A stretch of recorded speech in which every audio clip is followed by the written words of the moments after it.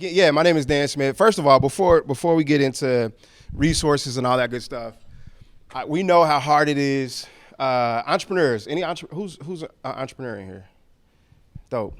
And everybody else is ESOs, right? Entrepreneur support and government and all that good stuff in between. Cool, dope. So we know that entrepreneurship is hard, right? We are trying to lead by example and show you that anything is possible, right? Everybody in here is dope. Everybody has fear. It's okay. Don't be debilitated by it, right? Push through. Everybody has it. It's okay. We all get nervous. It's fine. It's cool. All right, we're done with that. So barriers to entry. Our goal at the Porterhouse KC is to eliminate as many barriers as possible as it relates to entrepreneurship in the urban core, specifically down in KC, but extended, right? What do I mean by that? Where there's a barrier, I think somebody said there's cultural barriers, right? You walk into a space and you don't feel welcome in a space. Well, you see I wear a hoodie and some jeans and some tennis shoes, right? Don't feel like you got to put on if you come into our space, right? Our goal is to help and actually get down to the reasons why you're in there, right? That's intentional. That's purposeful. Another barrier is funding. It's a huge barrier. We didn't start out with funding, right? We start out with trying to figure out ways to put this stuff together. But we have vision. So we had a vision to be able to support entrepreneurs in our community with dollars somehow, some way. We didn't know how this was going to happen. We just knew that this was the goal, right? And it led us to the opportunity, most recent opportunity we had with UMB Bank. So UMB Bank, we actually got some funding from UMB, and it's a open-ended funding, unrestricted dollars. So what we did is we created this Alchemy Sandbox program, right? So we got $100,000 for the next 12 months to be able to put dollars. And Jeff is one of the folks that we connected with to learn about this sandbox model, because we know funders don't really like, giving you funding and then you just giving dollars out and just handing money to other people, right? Because they could have done that themselves. So instead of just handing dollars out, we created a sandbox style program where it's a pitch and all this other stuff, but low barrier to entry. You win, you get dollars that supports the thing, right? Not necessarily handing you a check, but as an example, we had one of our last quarter's winners was, any cigar smokers in here at all? We got 1, 2 at least. All right, cool, 3.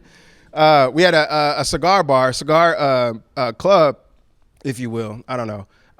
They needed they were trying to expand and grow their business, but they had to buy larger humidors to be able to sell cigars in their space, right? They had a space where people can come in and smoke, but they couldn't really sell the product, right?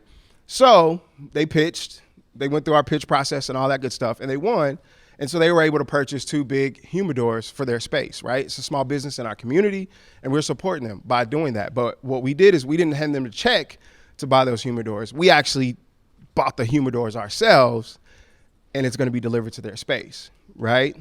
And so that's a direct infusion into small businesses. So 4 other businesses, we had 5 total win each quarter. So it's $5,000, small dollars, but it's a way for us to figure out what to get money infused into these small businesses in our community. But we do entrepreneurship support. We do small business development classes. John O'Reilly's our director of education. For the last 2.5 years, Sharon and I, my co-founder, taught these classes. We're not educators by trade. We just have a passion for the people. So we're just trying to figure this thing out, right? But our goal is to create a better learning experience for the folks that come through our program. So we knew that we had to get somebody that was tooled in education and also in entrepreneurship that can speak the language, but also can provide quality education to the folks that we're serving. So we hired a director of education. So we talked about the after. Sorry, and I don't know how much time I have, so I apologize. So just give me a red light, give me a flash, something if I'm going too long. Yeah, a hook or something. Oh, 5 minutes, cool. So a part of the barrier also is it's the what's next, right? You come into these great programs and you finish, and then you just sit there like, okay, that was great. So do I need to join another program? I got to find something else. Like, what is there? So we hired John again, right? Miranda, we hired Miranda right there. She's our manager of alumni services. So we wanted to create an alumni network, right? So we can continue to pour back into the folks that actually trusted us and believed us on the front end, right? Because we're new. We understand that, but we want to make sure that we continue to pour back into folks. So we do this by connectivity. We create connection points. We have relationships with the Small Business Development Center, the Mid-Continent Public Library. We had a partnership with UMKC, the local school. I actually got hired on last year to be an adjunct professor at UMKC. But that's like not because I wanted to be a teacher, but that was a way to actually create deeper connections with university and entrepreneurship. So we got an opportunity to get 400 level students, senior level students, and MBA students to work with small businesses in our community through this class that I taught. So it was dope. It was great. It was a phenomenal experience. Talk to us later about that. I know I only have 5 minutes, or probably a minute left, but I'm just saying, like our goal is just try to meet barriers and like eliminate as many as possible, right? And you do that by having a vision, right? The Alchemist says, what does the Alchemist says, Miranda? Tell me, help me out.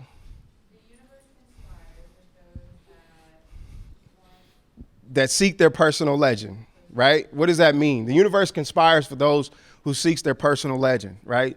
If you are on track, on goal, on par, the universe is going to conspire in your favor. But if you're all over the place trying to figure life out and you just have no clue, no direction, it's always going to be like that. It's always going to be hectic. Figure out your lane, whatever that is, and let's rock, right? So that's what we're doing. All right, cool.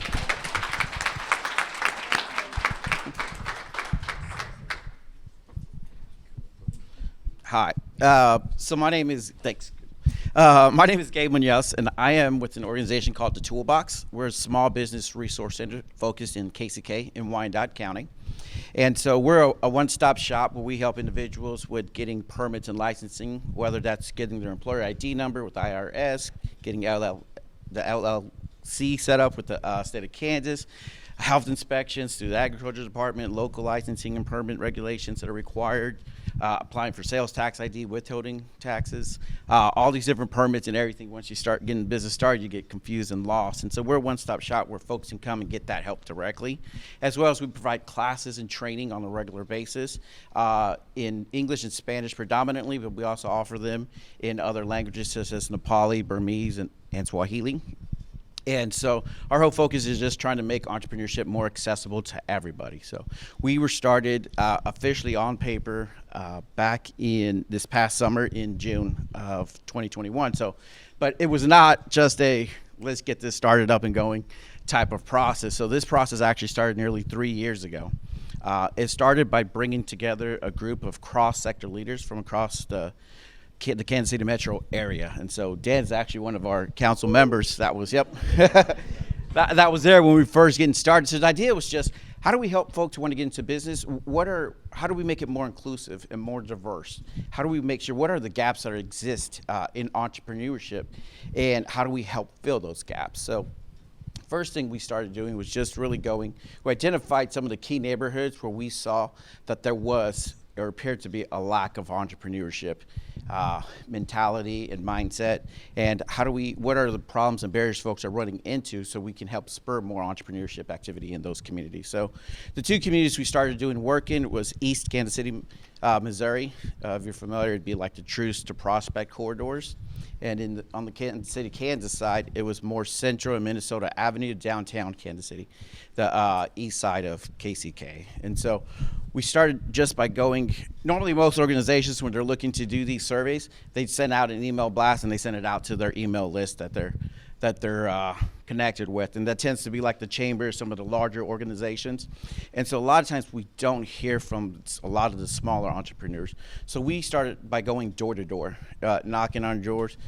We actually first just started going in, just talking to individuals, just letting them know, what our ideas were, what we wanted to do. We then later went back, and then we started to survey these small businesses. And so it was a 15-minute survey. However, we found out at times it could take longer. There were times where it would take 2 hours for somebody to fill out a survey, and that's because they're busy running their business. I'm I was the one doing the survey. So I was sitting there waiting around, helping. At one time, I remember somebody had a customer who needed a couch taken out. So I let the gentleman do the survey, and I helped the customer take that out. But we really, these are folks who are busy. They're not going to sit there and ever complete these surveys, but we wanted to really hear back from them to understand what were the barriers they're running into. And so, so we did that. We got these survey results back. We had a third-party entity that helped analyze and put the survey results all back together. And then we held community sessions in the communities, local, with entrepreneurs, with community leaders, ESOs, and government agencies to really dig into the data to figure out what is this telling us? What are the barriers that these entrepreneurs are facing? And so what we really ended up finding out was there's really 16 key takeaways, but they really revolved around 5 major barriers. The very first is entrepreneurs do not know what's out there. There's a big lack of awareness. So they hit up Google, they go on there, they get lost in a whole plethora of resources that exist, many that are paid-for services that tend to not really deliver results. That discourages them, but then they also just aren't sure where to go, what are some of the keywords that they need to be looking, and they don't know what government agencies or where to go to, what programs exist. So they're really just, they have no idea what's out there. They're not on the email lists of the local chamber or EDC. They're not following them on social media, so they don't hear about all these resources. And I think PPP was a really great example that showcased and highlighted how disconnected the community is with the resources. So that was the very first one. The other one was just a lack of access. So a lot of the entrepreneurs just didn't feel comfortable with some of the organizations. They didn't feel like they were accessible. They felt that they really catered to larger entities, big companies, tech companies, and they didn't feel that they had as much access to these programs. They didn't feel like their idea was good enough to be able to get help from the organizations that exist. The other is just a lack of trust. So they really, just a history of past promises, the entrepreneurs really felt like, yeah, these folks are promising this and access to capital and funding, but they've never delivered. They don't really make these accessible, so they don't feel comfortable and they don't have trust, especially with government agencies as well. And then the other piece was cultural competency. A lot of organizations, they felt, were just really male-driven, white-led organizations. They didn't feel like they reflect the community that we're looking to serve. And then the other piece was access to language. So a lot of, linguistic language in regards to, other various Spanish, Burmese, Nepali, other languages like that, but also the language that the organizations use when they're speaking to the entrepreneurs, especially when it comes around to like the financials and stuff like that. They really felt that they just don't connect and they don't grasp the concepts. So our idea was just, well, how do we help address this? We want to address everything, but we know we couldn't. So we tried to identify a couple focus points that we wanted to focus on. For us, it was the lack of awareness and language that we decided that we wanted to try to focus on and figure out how do we help address those issues. So, we could go out, try to purchase a building, launch all these programs and everything, but just because we build these programs doesn't mean that people are going to take advantage of it. They're going to be aware of it and participate. So we took this idea of just creating a minimal viable solution and just start figuring out what's something that we can do that we can see. Do we get participation? Can we have sets of metrics? And are we able to achieve those metrics to see instead of just going out and building the whole boat? So we started off doing pop-ups in Kansas City, Kansas, just some trainings. So we were promoting these trainings in the languages that I mentioned. So we had all different flyers that we were going door to door, handing the flyers out within the business community, but also in the different churches and nonprofit organizations that exist to serve community, and started promoting these events. And we knew that, one issue that a lot of entrepreneurs sometimes run into was, and the other part we wanted to address, of course, was lack of awareness of resources. So the one resource that we felt that our community, because the community we're serving in KCK, the average household income is about $36,000 or less. So it's a community where there's a lot high level of poverty in there. So one of the struggles when you're in those communities is usually saving enough money to get their business started. They don't typically have family and friends to tap into. And so one resource that we knew that was out there that folks could use to help them increased amount of funding that they have is a program called an IDA, which is an individual development account.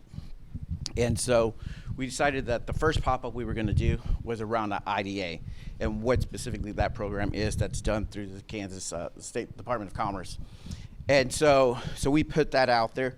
Our goal and idea was, hey, look, if we can help 20 people come out and to learn about this program, we'll be able to help spur this some entrepreneurship, hopefully activity and whatnot. So we went out, promoted the event and programming. This was in December. It was wintry night and everything. We ended up having 122 people who ended up coming out for that program. More than 60% of the individuals who attended that event did not speak English. Over 85% of the individuals were individuals of color. And so then so in addition to that, what we offered then was office hours at the public library. So we didn't just want this to be a one-time program or event, so we offered office hours to be able to assist individuals with trying to gather documentation, learning about other resources, identifying where they're at, to help them, just to be able to help provide further, just to be able to help provide further assistance to them and build those relationships. And so that's how we kind of got started there. That was early 2020, so back in January, February of 2020. And so then COVID hit, so we kind of had to readapt and everything, but we had this list of 120 individuals interested in entrepreneurship. So then we kind of pivoted momentarily, where we just started calling on these individuals, making them aware of the PPP, the EIDL, and then helping them through that process apply for the different funding that was coming out and helping them navigate that. We got a small grant from KC SourceLink to allow us to, one of the issues we saw was a lot of folks didn't have financials in order. So then we helped them connect with a CPA or an accountant to help them get their paperwork in order to be able to apply for those fundings.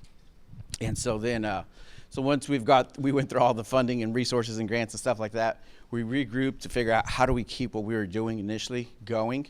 And so we came up with the idea of getting the space in Wyandotte County where we can have a place for entrepreneurs to be able to go to be able to get help and access. So in Wyandotte County, if you're not aware, we just into even probably about 5-6 years ago, we didn't even have a coffee shop where people could even set up just to have coffee and have these kind of conversations and meet entrepreneurs. So we rented a space in a co-working space that just launched to be able to offer to get the toolbox up and running. And so we've been now operating since June officially of 2021. And so in that time frame, the last 9 months, we've served about a little over nearly 120 entrepreneurs through our office. And so we've been very thankful. Through PPP, we helped the small businesses, 28 small businesses, be able to get a little over $240,000 in funds. And so we're continuing to do that work and continue to grow. So I'll go ahead and get.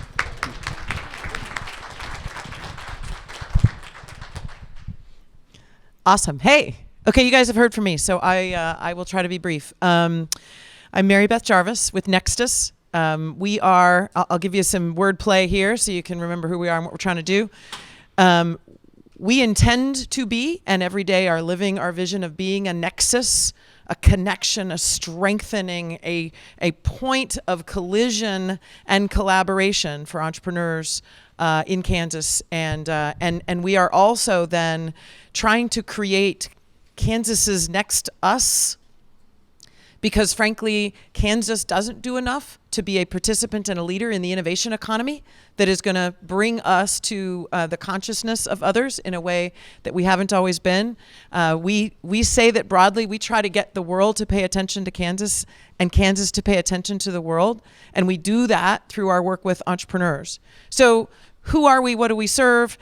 We help every entrepreneur that comes through the door. And over the course of the years that Nextus has been in existence, it got started back about 2015. We kind of hit the 2.0 reset button about 3 years ago and rebirthed ourselves as Nextus. But over the past 6 years or so, we've run programs, accelerators, and enriching programs. Who was at Jenny Dawn last night? Who went to Jenny Dawn Cellars So Jennifer McDonald's desk was next to mine when I first joined Nextus, because she had, and her business was born out of and worked alongside some of our programs. Marquita Atkins, anyone in the room know Marquita? We were her host nonprofit as she was standing up Destination Innovation. We are trying to be the energy around all kinds of innovators and entrepreneurs. But we've got a sweet spot. And that is where young companies have got the potential to grow and expand just beyond, even if they are brick and mortar, but they've got some potential to grow beyond that. And what is often the enabler of that growth potential? Technology. So we hand off and connect between entrepreneurial resources in Wichita and around the state, whether that's to Eric and the NetWorked Kansas folks, whether it's to Christina. Anybody says the word tech to Christina, and she's sending them right to us. Because we want to be the translator. You talk about taking down barriers. Try to be a tech entrepreneur in Kansas with or without the vocabulary, understanding, and enriching environment that you've got. So we'll help every entrepreneur, but we lean into doing program design around those folks, typically with a tech-enabling high growth potential, because we know that that's an area that's been underinvested in, underfocused on, and undereducated about here in Kansas. So what do we do with those entrepreneurs? We try to connect them to capital. Rochelle is one of our goddesses in our world, thanks to the beauty of angel investment tax credits and other incentives, and darn hard education on the ground by us and our colleagues. Trish Braisted's in the back of the room. She's like OG angel investor around here, and we need more people thinking of themselves, more business leaders seeing themselves and helping create an uplift for young companies, for early stage companies. So we get a broader group of business people, of community leaders, of resourced individuals to think of themselves as enablers of growth of early stage ventures, investors, mentors. So we try to create greater access to capital. So capital is first.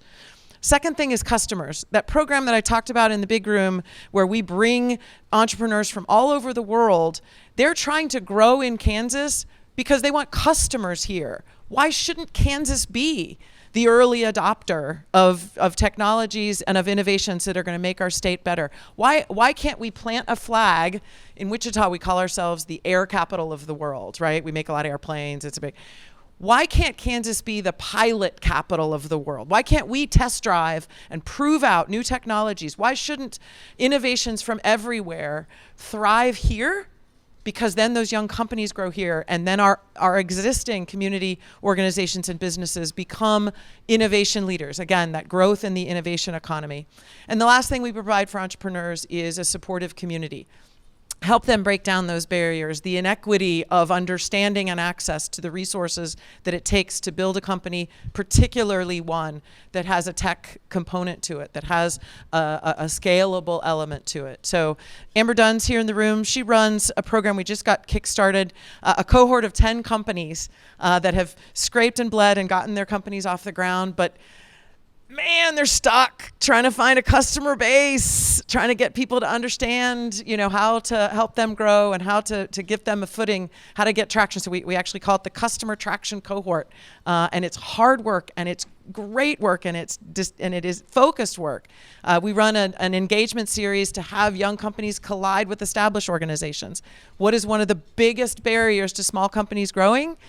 Big companies won't work with them. They don't know how, they don't speak the language, they don't move at the same pace, and young companies don't know how to get in the door, or what their vocabulary is, or what requirements they have. So we try to connect for the purpose of building a customer base, and then building this overall supportive community. So Nextus. We try to get the world to pay attention to Kansas, and Kansas to pay attention to the world in terms of growing our innovation economy. We try to break down barriers, particularly for those entrepreneurs that are trying to go ventures that in Silicon Valley or in Austin or in Boston are like, everybody knows. Around here, it's tougher. And we try to find the four corners of our state: rural, urban, suburban, underreached, underserved, under-resourced, and then elevate everyone through the power of entrepreneurship to try to create that inclusive prosperity we talked about in the last room. So that's what we're about. Thanks.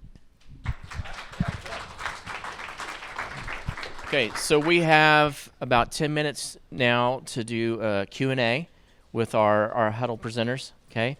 So I would ask anyone who answers first to just repeat the question so that we can hear it on the. Who wants to go first? Yes. How do you guys market your programs to actually reach everybody we're trying to reach? Okay. How do we market programs to reach everyone we're intending to reach?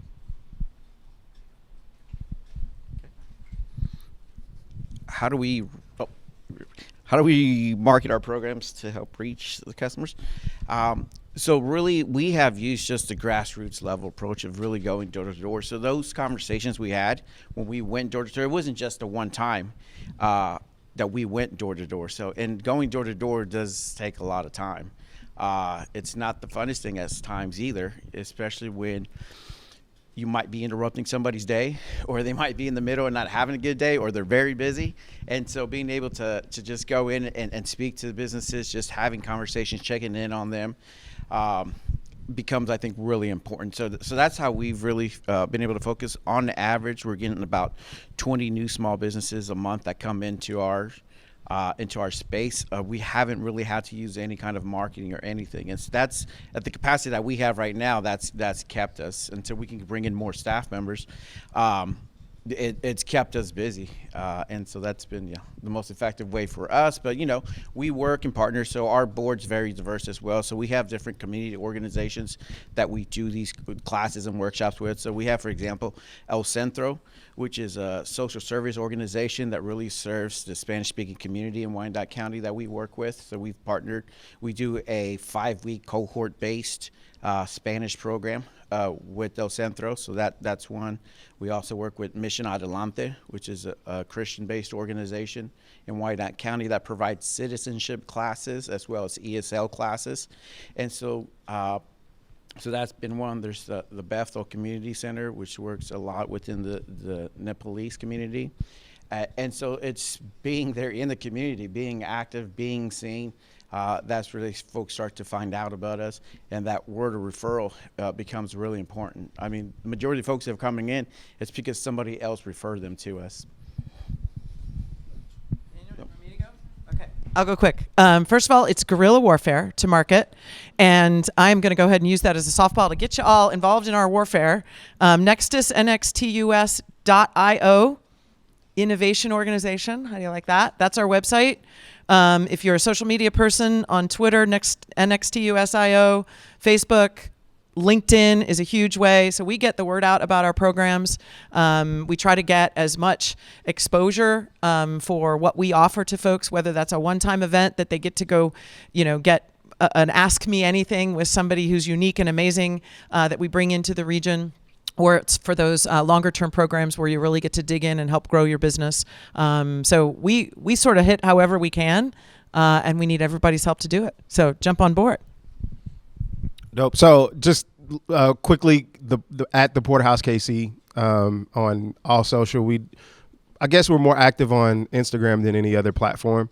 But also go to the website, theporterhousekc.com, and sign up for our newsletter. We've amassed a huge, not a huge. It's very overstated. We got a decent sized email list of folks, community builders, and folks that are in our ecosystem. But then also, word of mouth is everything. We have had the opportunity to be in a couple publications, so that's helped a lot. So yeah, cool. Any other questions?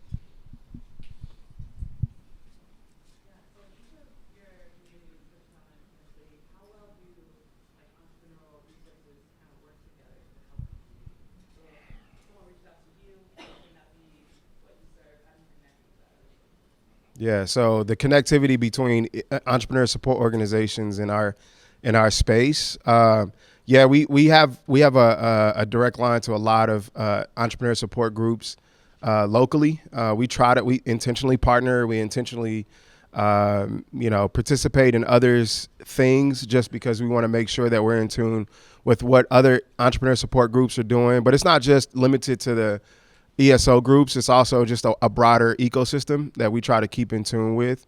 Kansas City's pretty big, and it's a little disjointed. Like our ecosystems are a little disjointed at times. So we just try to keep forward and make sure that we are like intentional about like our connectivity with other groups. So yeah, we just, if somebody has a question about something that we can't do, that we don't do, we make sure we make that referral over to folks. So yeah.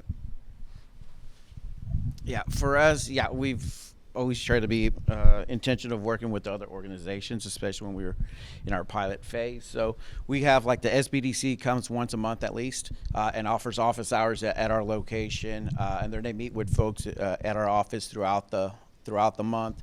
We also do office hours with UMB Bank and also with Lead Bank as well, where they come in, they work with individuals that are looking for financial services advice, and then we work with other organizations where we make referrals to those organizations, especially when it comes. So right now we're doing the Spanish cohorts only, and that's because there's other organizations that are already doing some other cohort type classes in English, and so then we refer individuals to those programs and class because we'd rather fill those up than us trying to duplicate something that already exists. So we're referring folks to dance programs or to Entrepreneur Business Basics. I think Kira's here, and then just to other different organizations. So, but it's always, I feel like my role really is kind of, in a sense, like a coach, just making sure folks, all right, are you did you go ahead and you submit the application to get into this cohort class, or did you sign up to here?